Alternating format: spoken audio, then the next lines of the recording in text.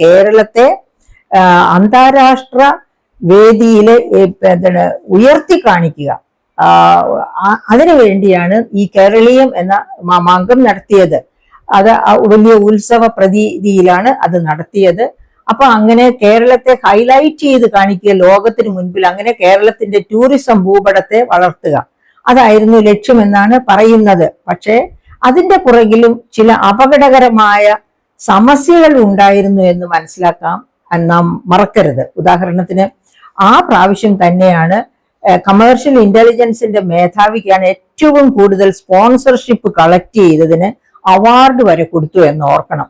അപ്പോൾ സ്പോൺസർഷിപ്പ് എന്തിനാണ്? സ്പോൺസർഷിപ്പ് കേരളീയം നടത്തുന്നതിന് ഗവൺമെന്റ് ഖജനാവിൽ നിന്ന് പണം എടുത്ത് ചെലവഴിച്ചു. അപ്പൊ അത് തിരിച്ചു പിടിക്കാൻ വേണ്ടിയാണ് സ്പോൺസർഷിപ്പ്. എന്തിനാണ് സ്പോൺസർഷിപ്പ് എന്ന് ഗവൺമെന്റ് പറയുന്നില്ല. ഈ സ്പോൺസർഷിപ്പ് വഴി എത്ര കോടികൾ ലഭിച്ചു എന്നും പറയുന്നില്ല. വലിയ പല നിലകളിലാണ് സ്പോൺസർഷിപ്പ് കളക്ട് ചെയ്തത്. അതിൽ തന്നെ ഏറ്റവും കൂടുതൽ സ്പോൺസർഷിപ്പ് കളക്ട് ചെയ്തത് കമേഴ്ഷ്യൽ ഇന്റലിജൻസിന്റെ ഹെഡ് ആണെന്ന് ഓർക്കണം. അദ്ദേഹത്തിനാണ് അതിനുവേണ്ടി അവാർഡ് കൊടുത്തത്.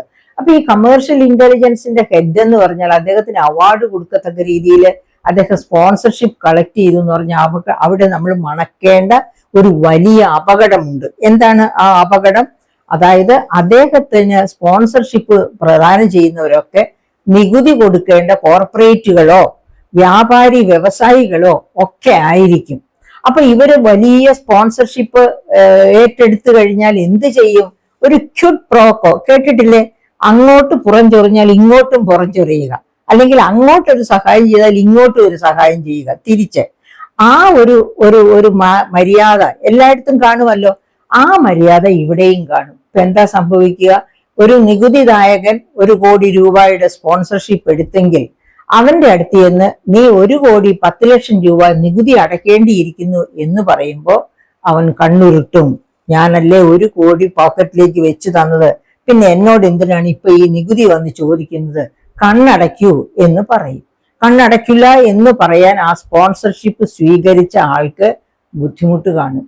അപ്പൊ ഇങ്ങനെ സ്പോൺസേഴ്സിൽ നിന്ന് സ്പോൺസർഷിപ്പ് തുക വാങ്ങിച്ച് അതെവിടെ പോയി നമുക്കറിഞ്ഞുകൂടാ. അത് എന്തായാലും ഖജനാവിലേക്ക് എത്തിയിട്ടില്ല. ഖജനാവിലേക്ക് എത്തിയിരുന്നെങ്കിൽ ഈ പ്ലാൻ തീരുമാനിച്ച, അതായത് പദ്ധതി വിഹിതം എന്ന് പറഞ്ഞ് ബജറ്റിൽ പ്രഖ്യാപിച്ചിരുന്നതിന്റെ 50% ഒന്നും ഒരു കാരണവശാലും വെട്ടിച്ചുരുക്കേണ്ടി വരില്ലായിരുന്നു.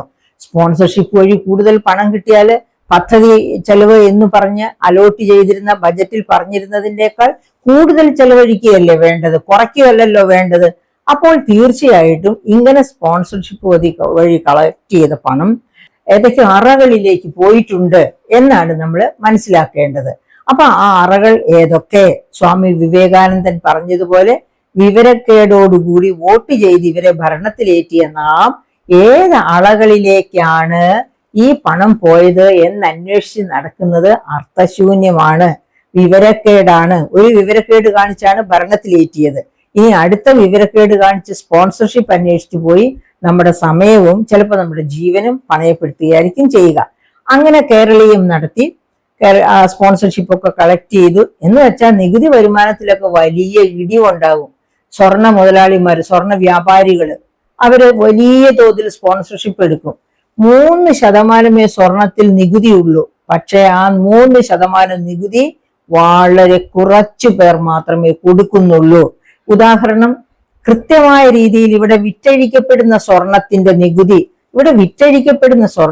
നികുതി എന്ന് പറഞ്ഞാൽ ഇന്ത്യയിലേക്ക് ആകെ ഇറക്കുമതി ചെയ്യുന്ന സ്വർണത്തിന്റെ 20% ചെലവഴിക്കപ്പെടുന്നത് വാങ്ങുന്നത് കേരളത്തിലെ ഉപഭോക്തൃ സമൂഹമാണ് എന്നാണ് വേൾഡ് ഗോൾഡ് കൗൺസിൽ പറയുന്നത്. അപ്പം നമുക്ക് അതനുസരിച്ചാണെങ്കിൽ ഈ സ്വർണത്തിന്റെ വില ഇത്രയും കൂടിയപ്പം എത്രയായിരം കോടി സ്വർണത്തിന്റെ വില നോർമൽ ആയിട്ടിരിക്കുന്ന അവസരത്തിൽ പോലും 30,000 കോടിയുടെ വരുമാനം സ്വർണ നികുതിയായിട്ട് കേരളത്തിൽ കിട്ടേണ്ടതാണെന്നാണ് ഗുലാത്തി ഇൻസ്റ്റിറ്റ്യൂട്ട് ഒക്കെ നടത്തിയ പഠനം പറഞ്ഞിട്ടുള്ളത്. പക്ഷേ നമുക്ക് കിട്ടുന്നതോ 500-നും 1000-നും ഇടയിൽ കോടി മാത്രം. അപ്പൊ അത്രയധികം അവിടെ സ്വർണം നികുതി വെട്ടിക്കപ്പെടുന്നു. അതിന്റെ തന്നെ ഒരു ഉദാഹരണമല്ലേ തോറ ദൽ ഓറെ, അതായത് ഒരു സ്വർണ മാഫിയയ്ക്ക് പുറകെ കമേഴ്ഷ്യൽ ഇന്റലിജൻസ് 2025 വർഷത്തിലാണ് പോയത്. 2025 വർഷത്തിൽ പോയിട്ട് ഒറ്റ രാത്രി കൊണ്ട് ഒരൊറ്റ സ്വർണ്ണക്കടക്കാരന്റെ രേഖകളില്ലാത്ത 104 കിലോ സ്വർണമാണ് കണ്ടുപിടിച്ചത്, ആ വേട്ടയിൽ കണ്ടുപിടിച്ചത്. അങ്ങനെ എല്ലാ സ്വർണ്ണ വ്യാപാരികളുടെയും പുറകെ ഓരോ വേട്ട എന്തുകൊണ്ട് നടത്തുന്നില്ല എന്ന ചോദ്യം ഒട്ടും തന്നെ ആശാസ്യമല്ല. കാരണം എന്താണ്? അത് അവിടെ നിർത്തി കാണും. ഗവൺമെന്റ് തന്നെ മതി, ഈ ഒരു വേട്ട മതി എന്ന് ഒരു പക്ഷെ പറഞ്ഞിട്ടുണ്ട്. അല്ലെങ്കിൽ കമേഴ്ഷ്യൽ ഇന്റലിജൻസിന്റെ കാല് തേഞ്ഞു പോയത് കൊണ്ടാണോ? വിവിധ വണ്ടികളില് ഒരു 700-ലധികം പേർ ചേർന്ന്, കമേഴ്ഷ്യൽ ഇന്റലിജൻസിൽ 700-ലധികം പേർ ചേർന്ന് നടത്തിയ വേട്ട, ഒറ്റ രാത്രി കൊണ്ടുള്ള വേട്ട, 104 കിലോ സ്വർണം രേഖകളില്ലാത്തത് കണ്ടുപിടിക്കുന്നു. അങ്ങനെ കണ്ടുപിടിച്ച ഒറ്റ രാത്രി കൊണ്ട് വണ്ടികൾ തേയ്മാനപ്പെട്ടു പോകില്ല, കാല് തേയ്മാനപ്പെട്ടു പോകില്ല, മനസ്സ് തേയ്മാനപ്പെട്ടു പോകില്ല, മനസ്സ് ഉല്ലസിക്കുകയുള്ളൂ. കണ്ടോ, ഇത്ര വലിയൊരു കണ്ടുപിടുത്തം ഒറ്റ രാത്രി കൊണ്ട് നടത്തിയിരിക്കുന്നു. ഖജനാവിലേക്കാണ് ഈ 104 കിലോ സ്വർണത്തിന്റെ വില വരേണ്ടത്. എങ്കിൽ നമുക്ക് എല്ലാ ദിവസവും, അതായത് എല്ലാ സ്വർണ്ണക്കടകളിലും പരിശോധന നടത്താം എന്നാണ് കമേഴ്ഷ്യൽ ഇന്റലിജൻസ് വിചാരിക്കേണ്ടത്. അങ്ങനെ വിചാരിച്ചിട്ടില്ലെങ്കിൽ അവരുടെ ആ വേട്ട ആരോ തടസ്സപ്പെടുത്തി എന്ന് വേണം. നമുക്ക് ആരാണ് തടസ്സപ്പെടുത്തുക? ആർക്കെങ്കിലും എക്കോ ബിക്കോ വന്ന് തടസ്സപ്പെടുത്താൻ പറ്റും? ഗവൺമെന്റിനെ പറ്റുള്ളൂ. അപ്പൊ ഗവൺമെന്റ് തടസ്സപ്പെടുത്തി എന്ന് വേണം. എന്ന് വെച്ചാല് ഈ പറയപ്പെട്ട സ്പോൺസർഷിപ്പ് ഒക്കെ കളക്ട് ചെയ്ത് മുന്നേറുന്ന ഗവൺമെന്റിന് ഇത്തരം പ്രക്രിയകളോടൊക്കെ നിസ്സഹകരിക്കാനേ പറ്റൂ, സഹകരിക്കാൻ പറ്റില്ല. അപ്പം സാധാരണ രീതിയിൽ നികുതി വെട്ടിക്കൽ സാകൂതം തുടരും. ഗവൺമെന്റ് അത് കണ്ടില്ലെന്ന് നടിക്കുക മാത്രമേ രക്ഷയുള്ളൂ.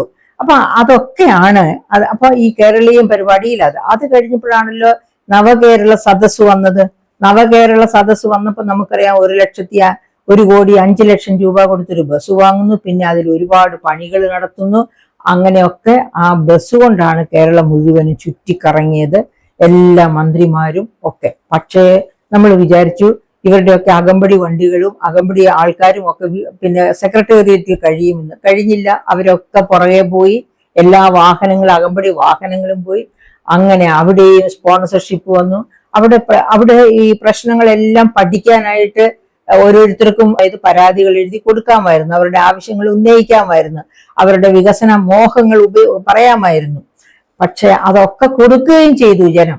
പക്ഷെ എന്നിട്ട് ആണ് ഈ കഴിഞ്ഞ ഇലക്ഷന് തൊട്ട് മുൻപായിട്ട് കോടതി വരെ എത്തിയ അതായത് നവകേരള സർവേ എന്നൊരു മാമാങ്കം നടത്തിയത്, ജനങ്ങളുടെ ഹിതം അറിയാൻ. ജനങ്ങളുടെ ഹിതം എന്ന് മാറിക്കൊണ്ടിരിക്കുക. അവരുടെ സ്ഥായിയായ പ്രശ്നങ്ങൾ പരിഹാരം കാണാൻ വേണ്ടി ഒരിക്കൽ പറഞ്ഞാൽ പോരെ. ഒരിക്കൽ പറഞ്ഞു കഴിഞ്ഞാൽ ആ പ്രശ്നം പരിഹൃതമായാൽ തീർച്ചയായിട്ടും അടുത്ത പ്രാവശ്യം. പക്ഷെ നവകേരള സദസ് പിന്നെ മറ്റേ കേരളം, അതായത് അങ്ങനെ ഓരോരോ പ്രോഗ്രാം. പിന്നെ 3 എന്റെ കേരളം, അടുത്തത് എന്റെ കേരളമായിരുന്നു. അതെന്തായിരുന്നു? അതും ഈ കഴിഞ്ഞ വർഷം തന്നെയാണ്. എന്റെ കേരളം എന്ന പരിപാടി കാസർഗോഡ് തുടങ്ങി. കാലിക്കടവിൽ ആദ്യത്തെ മാമാങ്കം, അത് കഴിഞ്ഞ് കേരളത്തിലെ എല്ലാ വിവിധ സ്ഥലങ്ങളിലായിട്ട് നടത്തി. ഇങ്ങനെ നടത്തിയ സമ്മേളനങ്ങളൊക്കെ കഴിഞ്ഞു. അത് കൂടാതെ തന്നെ എന്താ പറയുക, കേരള പ്രവാസി സംഗമത്തിന് വേണ്ടിയുള്ള ലോക കേരള സഭ ഈ ഗവൺമെന്റ് വന്നതിന് ശേഷം തന്നെ 2ഓ 3ഓ തവണ ലോക കേരള സഭ നടത്തി. ഇങ്ങനെയെല്ലാം ഈ ജനങ്ങളെ നേരിട്ട് കണ്ട് അവരുടെ പ്രശ്നങ്ങൾ പഠിക്കുക എന്ന് പറഞ്ഞാണ് തുടങ്ങിയത്. പക്ഷെ നേരിട്ടൊന്നും കേട്ടില്ലയോ കണ്ടില്ലയോ നമുക്ക് അറിഞ്ഞുകൂടാ. അവസാനം ഇതാ ധനപ്രശസ്തി എന്ന് പറഞ്ഞ ആദ്യം മുതലേ ഗവൺമെന്റ് കൈകാലിട്ടടിക്കുന്നു, ഇപ്പോഴും ഇതാ കൈകാലിട്ടടിക്കുന്നു. ഇപ്പൊ ഈ അവസാനത്തെ മാസം പറയുകയാണ് 7,000 കോടിയുടെ കമ്മി, 7,000 കോടി രൂപ കൂടി എവിടുന്നെങ്കിലും തപ്പിയെടുത്താലേ നിവൃത്തിയുള്ളൂ എന്നാണ് പറയുന്നത്.